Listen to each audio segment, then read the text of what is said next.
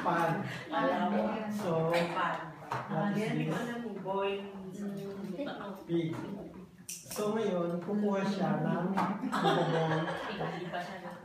mubabong. Ato ito ang magluto. Hindi, kukuha siya nitong magluto. So, limbawa, hanapin niya yung P. Kasi lahat yan may P. So, P, tapos, makikita mo kung paano siya na, kung nakukuha niya na. So, nakikita niya. Oo. Kasi ano pa yan yun? 3 to 4. 3 to 4 years old. 3 to 4 years old, hindi pa yan hindi pa yan nagsusulat.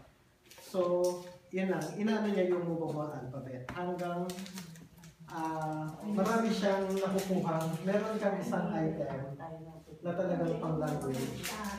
Meron niyang isang corner doon. Ganun ang kanyang gagawin. Kinukuha niya yung object, inilalagay niya.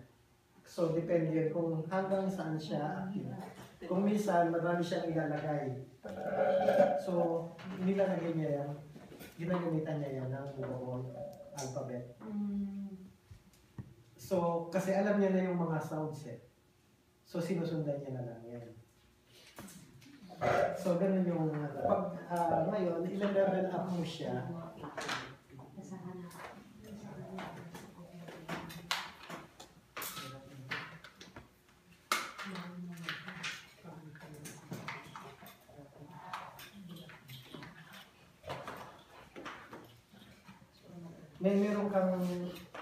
Meron kang object box.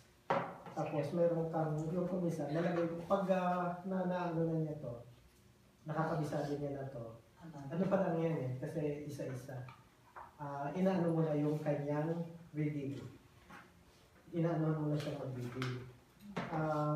Meron siyang tawag dito, picture tsaka word. So, ganun din yan, same ng object. Itatanong mo na yan kung ano eh. What is this? And tapos, what is this? Chicken. Chicken, what is this? Ano, hen yan. Kasi 3-letter word eh.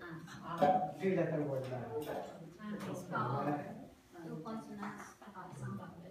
Tatlo lang. Word. W-E. Yung ang ko. Tapos,